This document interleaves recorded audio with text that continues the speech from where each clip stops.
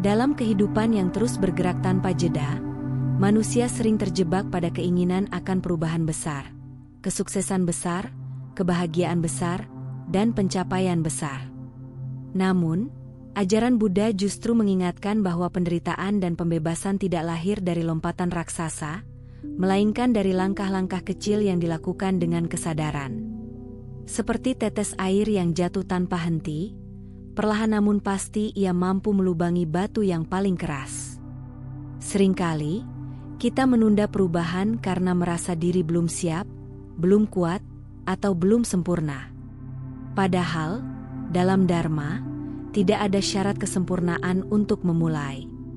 Yang dibutuhkan hanyalah niat benar, dan kesediaan untuk melangkah, sekecil apapun langkah itu. Resolusi kecil yang dijalani dengan konsisten, justru memiliki daya ubah yang jauh lebih dalam dibandingkan tekad besar yang cepat padam. Buddha mengajarkan bahwa, batin adalah pelopor dari segala sesuatu. Apa yang kita pikirkan, rawat, dan biasakan akan membentuk arah hidup kita.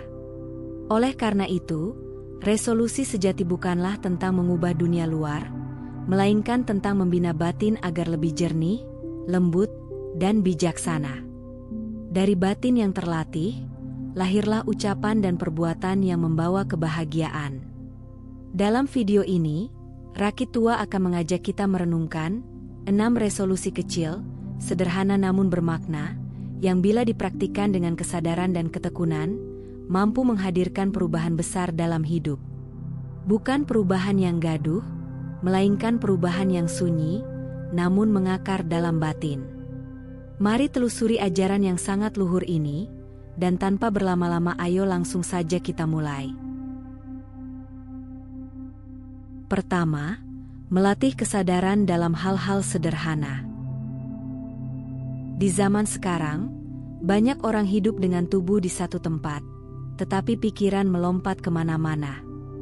Tangan menggenggam ponsel, mata menatap layar, sementara batin dipenuhi kecemasan, perbandingan sosial, dan rasa takut tertinggal. Kita makan tanpa merasakan rasa, berbicara tanpa sungguh mendengar, dan menjalani hari tanpa benar-benar hadir. Dalam kondisi seperti inilah, resolusi untuk melatih kesadaran dalam hal-hal sederhana menjadi semakin relevan dan mendesak. Melatih kesadaran berarti berani menghentikan kebiasaan hidup secara otomatis. Saat makan, kita benar-benar menyadari setiap suapan. Saat bernapas, kita menyadari tarikan dan hembusannya. Saat berjalan, kita menyadari langkah demi langkah. Dalam ajaran Buddha, inilah yang disebut sebagai praktik sati, kesadaran penuh, yang membawa kita kembali ke momen saat ini, satu-satunya waktu di mana hidup sungguh terjadi. Tanpa kesadaran, hidup hanya menjadi rangkaian rutinitas yang dilewati tanpa makna. Di tengah budaya serba cepat yang mengagungkan produktivitas, kesadaran sering dianggap sebagai kemewahan atau bahkan kemalasan. Padahal, Buddha mengajarkan bahwa batin yang tidak sadar adalah sumber penderitaan. Ketika kita selalu terburu-buru, pikiran mudah dikuasai oleh kegelisahan dan ketidakpuasan. Dengan melatih kesadaran pada hal-hal kecil, kita sedang melakukan perlawanan lembut terhadap arus zaman yang membuat manusia lupa menjadi manusia. Kesadaran juga mengajarkan kita untuk berdamai dengan diri sendiri. Saat kita benar-benar hadir, kita mulai menyadari isi batin, lelah yang selama ini diabaikan, luka yang belum disembuhkan, dan emosi yang selama ini ditekan. Ini bukan proses yang selalu nyaman, tetapi sangat membebaskan. Seperti cahaya yang menyingkap sudut gelap ruangan, kesadaran membuka jalan bagi pemahaman dan kebijaksanaan. Perubahan besar tidak lahir dari keputusan spektakuler, melainkan dari latihan kecil yang diulang setiap hari. Ketika kita melatih kesadaran dalam aktivitas sederhana, cara kita memandang hidup pun perlahan berubah. Kita menjadi lebih sabar, tidak mudah terpancing, dan tidak lagi reaktif terhadap hal-hal sepele. Inilah perubahan besar yang lahir dari resolusi kecil, perubahan batin yang tidak terlihat, tetapi sangat terasa. Melatih kesadaran adalah bentuk penghormatan terhadap kehidupan itu sendiri. Kita tidak lagi sekadar melewati hari, tetapi benar-benar menjalaninya. Di tengah dunia yang bising dan penuh distraksi, hadir sepenuhnya dalam momen ini adalah tindakan spiritual yang sangat mendalam. Dari kesadaran sederhana inilah, ketenangan tumbuh, dan dari ketenangan, kebijaksanaan perlahan bersemi. Kedua, mengurangi keluhan, menambah penerimaan. Ketika media sosial memberi ruang luas untuk mengeluh, membandingkan, dan melampiaskan kekecewaan, keluhan perlahan menjadi kebiasaan kolektif. Kita mengeluh tentang keadaan ekonomi, sikap orang lain, pekerjaan yang melelahkan, bahkan tentang hidup yang terasa tidak adil. Tanpa disadari, keluhan yang terus dipelihara membentuk cara pandang yang sempit dan melemahkan batin. Dalam konteks resolusi kecil yang membawa perubahan besar, mengurangi keluhan adalah langkah awal untuk membebaskan diri dari belenggu batin yang diciptakan sendiri. Dalam ajaran Buddha, keluhan bukan hanya soal kata-kata, tetapi kondisi batin yang menolak kenyataan. Setiap kali kita mengeluh, sesungguhnya kita sedang berkata, hidup seharusnya tidak seperti ini. Penolakan inilah yang melahirkan penderitaan batin. Resolusi kecil, untuk berhenti mengeluh, bukan berarti memaksa diri untuk selalu positif, melainkan belajar melihat apa yang terjadi tanpa menambahkan lapisan perlawanan di dalam pikiran. Penerimaan sering disalahpahami sebagai sikap pasrah tanpa usaha. Padahal, penerimaan adalah bentuk kebijaksanaan yang paling halus. Dengan menerima, kita mengakui kenyataan apa adanya, sehingga batin menjadi jernih dan tidak terseret emosi. Dari kejernihan inilah muncul respon yang tepat dan penuh pertimbangan. Perubahan besar dalam hidup seringkali dimulai ketika kita berhenti melawan kenyataan dan mulai memahami apa yang benar-benar sedang terjadi. Bayangkan, seseorang yang terus melawan arus sungai karena ingin berjalan melawan arah air. Semakin kuat ia melawan, semakin lelah ia dibuatnya. Namun ketika ia belajar menyesuaikan langkah, mengikuti aliran sambil tetap menjaga arah, tenaganya menjadi lebih ringan dan perjalanannya lebih panjang. Begitulah penerimaan dalam hidup, bukan menyerah pada arus, tetapi berjalan selaras dengan kenyataan tanpa menyakiti diri sendiri. Di tengah tekanan hidup modern yang penuh ketidakpastian, penerimaan menjadi resolusi kecil yang sangat revolusioner. Kita mungkin tidak bisa mengendalikan situasi, keputusan orang lain, atau perubahan zaman, tetapi kita selalu bisa memilih sikap batin. Dengan mengurangi keluhan, kita sedang menghemat energi batin yang sebelumnya terbuang sia-sia, lalu menggunakannya untuk memahami, belajar, dan bertumbuh. Ketika keluhan berkurang, ruang batin menjadi lebih lapang. Di ruang inilah muncul rasa syukur yang sederhana, kesabaran yang lebih dalam, dan kebijaksanaan yang tidak reaktif. Inilah perubahan besar yang lahir dari resolusi kecil. Hidup tidak serta-merta menjadi mudah, tetapi batin menjadi lebih kuat dan damai dalam menghadapinya. Dari penerimaan yang tulus, kebebasan batin perlahan tumbuh.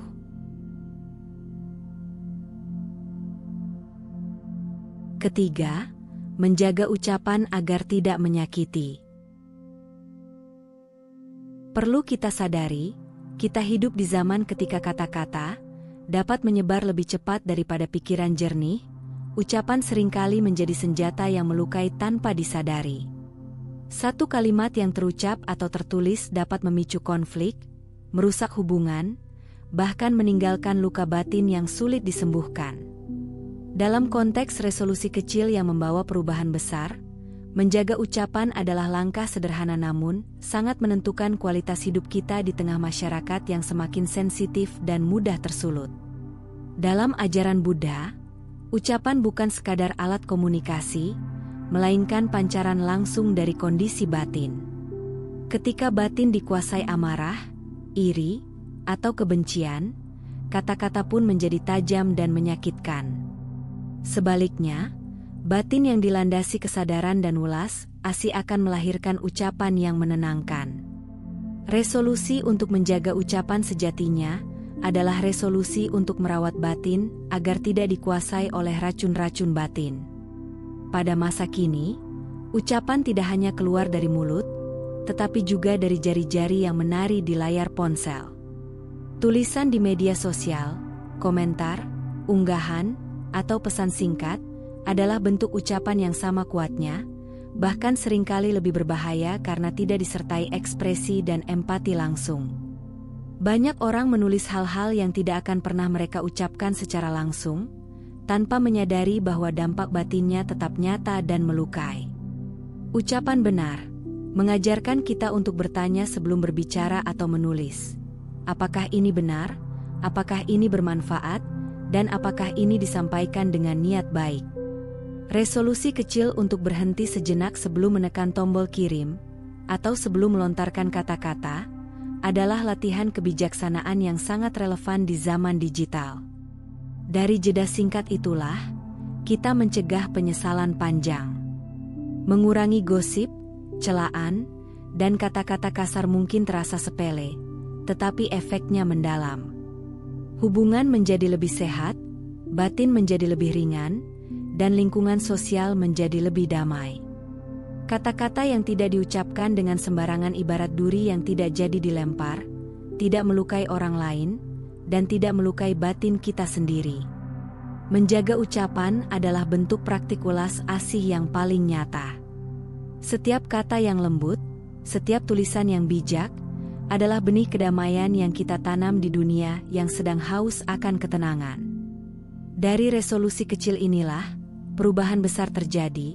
Dunia mungkin tidak langsung berubah, tetapi cara kita hadir di dalamnya menjadi jauh lebih bermakna dan membebaskan. Sebelum dilanjut, jika apa yang Anda pahami dari video ini membawa manfaat, kami dengan rendah hati mengajak Anda untuk mendukung Rakitua dengan memberikan like dan subscribe. Jangan lupa bagikan juga kepada sahabat, keluarga, dan orang yang Anda sayangi, agar semakin banyak yang mendapatkan inspirasi dari ajaran Buddha. Anda pun bisa meninggalkan komentar positif sebagai wujud semangat dalam menebarkan kebaikan. Bagi Anda yang ingin mendukung lebih jauh, silakan berlangganan atau memberikan donasi melalui saweria yang tercantum pada deskripsi video ini. Setiap dukungan Anda akan sangat berarti untuk terus menghadirkan dhamma yang menyejukkan hati. Mari terus telusuri ajaran yang sangat berharga ini, karena kami yakin pesan ini akan sangat berguna bagi Anda di kemudian hari. Keempat, berlatih melepaskan, bukan menggenggam. Di tengah realitas yang sedang banyak dibicarakan, tentang ambisi berlebihan, kelelahan mental, persaingan sosial, dan kegelisahan akan pengakuan, banyak orang hidup dalam kondisi batin yang terus menggenggam. Menggenggam jabatan, citra diri, validasi publik, relasi, bahkan kebenaran versinya sendiri. Kita takut kehilangan, takut tersisih, dan takut dianggap gagal. Tanpa disadari, genggaman inilah yang perlahan menguras kedamaian batin. Ajaran Buddha mengingatkan bahwa penderitaan tidak selalu muncul saat sesuatu pergi, melainkan jauh sebelumnya, ketika batin menolak kemungkinan untuk kehilangan. Keinginan untuk selalu memiliki, mengendalikan, dan menang sendiri adalah bentuk kemelekatan yang halus namun kuat. Resolusi kecil untuk berlatih melepaskan, tidak harus langsung besar, adalah langkah awal untuk memutus rantai penderitaan yang berulang dalam hidup. Di zaman sekarang, praktik menggenggam sering tampak dalam bentuk yang dianggap wajar. Memaksakan standar sukses, mempertahankan relasi yang sudah menyakitkan, atau mempertahankan pendapat demi ego meski melukai banyak pihak. Banyak konflik sosial yang viral berawal dari satu hal sederhana, ketidakmauan untuk mengalah dan melepaskan rasa aku harus benar. Disinilah ajaran pelepasan menjadi sangat relevan dan menyadarkan. Melepaskan bukan berarti kalah atau menyerah, melainkan berhenti menyiksa diri sendiri. Seperti seseorang yang menggenggam bara api dengan harapan api itu tidak membakar, semakin lama digenggam, semakin besar luka yang ditimbulkan. Ketika kepalan tangan dibuka, api memang jatuh, tetapi rasa sakit justru berhenti. Begitulah pelepasan, kehilangan mungkin terjadi, tetapi penderitaan berkurang. Resolusi kecil untuk tidak selalu menggenggam, bisa dimulai dari hal sederhana. Menerima bahwa tidak semua orang harus setuju dengan kita, tidak semua usaha langsung berhasil, dan tidak semua hubungan harus dipertahankan. Dari sikap ini, batin belajar bernapas lebih lega. Kita tetap bertanggung jawab, tetapi tidak lagi terikat secara membabi buta pada hasil. Berlatih melepaskan adalah bentuk kebijaksanaan yang paling membebaskan. Dalam resolusi kecil inilah perubahan besar terjadi. Hidup mungkin tetap penuh tantangan, tetapi batin tidak lagi terpenjara olehnya. Saat genggaman dilepas, kita menemukan bahwa kebebasan sejati bukan terletak pada seberapa banyak yang kita miliki, melainkan pada seberapa sedikit yang kita genggam. Kelima, menyisihkan waktu untuk diam dan merenung. Dalam menjalani hidup, terkadang, hal-hal seperti kelelahan mental, ledakan informasi, konflik opini, dan hiruk-pikuk media sosial, banyak orang hidup tanpa ruang untuk benar-benar berhenti. Setiap hari telinga dan mata dipenuhi suara, notifikasi, tuntutan, dan penilaian. Dalam kebisingan seperti ini, batin jarang diberi kesempatan untuk bernapas. Maka, resolusi kecil untuk menyisihkan waktu diam menjadi tindakan yang sederhana, namun sangat revolusioner. Diam sering disalahpahami sebagai kekosongan atau kemalasan. Padahal, dalam ajaran Buddha, diam adalah ruang kesadaran. Ketika kita berhenti berbicara, berhenti menggulir layar, dan berhenti bereaksi, batin mulai terlihat apa adanya. Kita mulai menyadari betapa pikiran kita lelah, gelisah, dan sering berlari tanpa arah. Dari pengamatan inilah kebijaksanaan lahir, bukan dari keramaian, melainkan dari kejernihan. Banyak kegaduhan sosial yang viral hari ini berawal dari pikiran yang tidak sempat direnungkan. Orang bereaksi cepat, menilai tanpa memahami, dan berbicara tanpa menyelami batin sendiri. Resolusi kecil untuk diam sejenak sebelum berpendapat adalah bentuk latihan batin yang sangat penting. Dari keheningan sesaat, kita belajar merespons dengan kebijaksanaan, bukan dengan emosi yang mentah. Melalui meditasi atau perenungan sederhana, kita tidak dituntut untuk mengosongkan pikiran, melainkan belajar melihatnya. Pikiran datang dan pergi seperti awan di langit, bukan untuk dikejar, apalagi dilawan. Ketika kita tidak lagi terikat pada arus pikiran, batin menjadi lebih luas. Di ruang inilah kita menemukan ketenangan yang tidak bergantung pada keadaan luar. Menyisihkan waktu untuk diam juga berarti memberi penghormatan pada diri sendiri. Di tengah budaya yang mengukur nilai manusia dari seberapa sibuk dan seberapa terlihat, dia menjadi bentuk perlawanan yang lembut. Kita menyadari bahwa hidup bukan hanya tentang bereaksi, tetapi tentang memahami. Dari pemahaman ini, luka batin perlahan mendapatkan ruang untuk sembuh. Dari resolusi kecil untuk diam dan merenung, perubahan besar terjadi tanpa suara. Kita menjadi lebih jernih, lebih sabar, dan lebih bijaksana dalam menghadapi dunia yang terus berisik. Keheningan tidak menjauhkan kita dari realitas, justru mendekatkan kita pada kebenaran batin. Dari sanalah, kebijaksanaan perlahan tumbuh dan menuntun langkah hidup dengan tenang. Keenam, menanam niat baik setiap hari. Di zaman ketika kebaikan sering terasa kalah oleh kebisingan konflik, ujaran kebencian, dan kelelahan sosial, banyak orang mulai bertanya, apakah berbuat baik masih relevan? Berita dan media sosial kerap menampilkan sisi gelap manusia, seolah-olah dunia dikuasai oleh kemarahan dan kepentingan diri. Dalam situasi inilah, resolusi kecil untuk menanam niat baik setiap hari menjadi sangat bermakna, bukan sebagai pelarian, tetapi sebagai arah batin yang menuntun hidup. Dalam ajaran Buddha, niat adalah akar dari karma. Bukan semata perbuatan lahiriah yang menentukan kualitas hidup, melainkan niat yang melandasinya. Ketika niat baik ditanam secara sadar, batin perlahan dibentuk untuk tidak mudah dikuasai oleh kebencian, iri, dan keputusasaan. Resolusi kecil ini mungkin tidak langsung mengubah dunia, tetapi ia mengubah cara kita hadir di dalam dunia. Niat baik juga mengajarkan kita untuk tetap berbuat baik meski tidak selalu dibalas baik.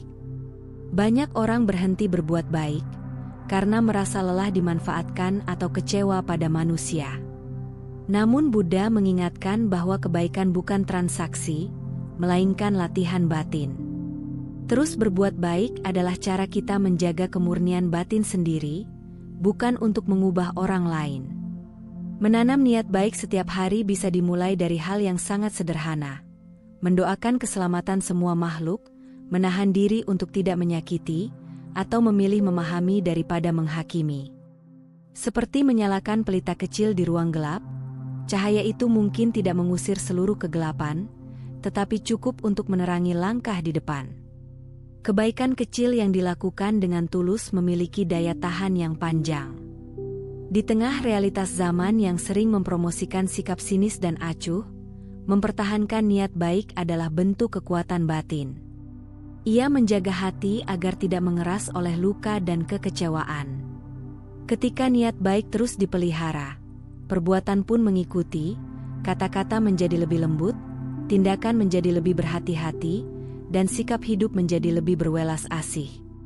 Pada akhirnya, resolusi untuk menanam niat baik setiap hari adalah fondasi dari semua perubahan besar dalam hidup. Dari niat yang baik, lahir perbuatan yang baik. Dari perbuatan yang baik, tumbuh kebiasaan yang menenangkan, dan dari kebiasaan itulah, kebahagiaan sejati perlahan berakar. Teruslah berbuat baik, bukan karena dunia selalu adil, tetapi karena batin yang baik adalah rumah paling aman bagi diri kita sendiri.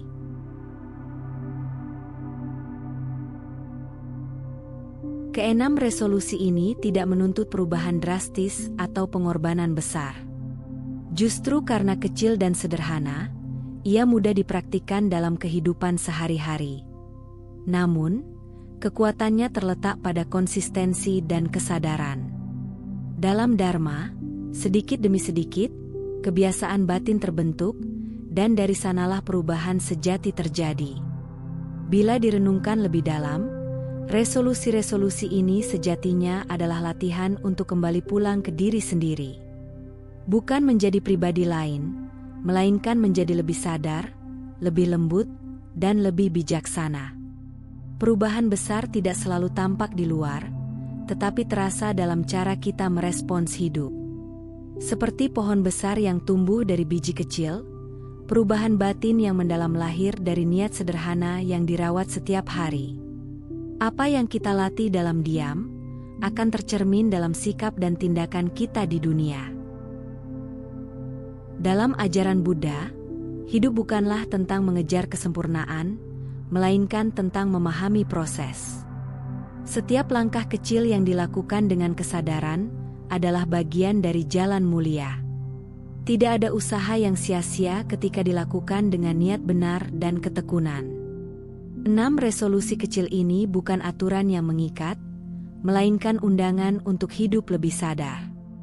Kita boleh jatuh, lupa, dan mengulang kembali, karena latihan batin memang bukan garis lurus. Yang terpenting adalah tidak berhenti kembali pada kesadaran. Perubahan besar tidak selalu datang dengan sorak-sorai. Ia sering hadir sebagai ketenangan yang halus, kesabaran yang bertambah, dan hati yang lebih lapang. Saat itulah kita menyadari bahwa hidup sedang berubah ke arah yang lebih baik.